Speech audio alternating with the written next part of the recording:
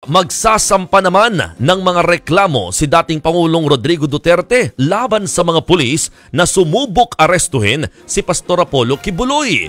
Nanindigan si Duterte na labag sa batas ang ginawa ng kapulisan dahil wala raw silang search warrant. Ayon sa dating Pangulo, overkill ang ginawang operasyon. Inutusan na raw niya mga naabuso umanong miyembro ng Kingdom of Jesus Christ ni Kibuloy na ihanda ang kanilang mga testimonya. Sinisilip na rin daw ni Duterte kung anong mga parte ng kanilang simbahan ang nasira ng mga pulis. Ang dating Pangulo ang nagsisilbing administrator ng mga pag-aari ng KOJC or ng KJC. Noong Lunes, nagkagulo sa pagitan ng mga pulis at mga tagasunod ni Kibuloy nang pasukin ng mga otoridad ng KJC compound sa Davao City. Hindi naman naaresto ang pastor dahil wala sa lugar ang self-appointed Son of God.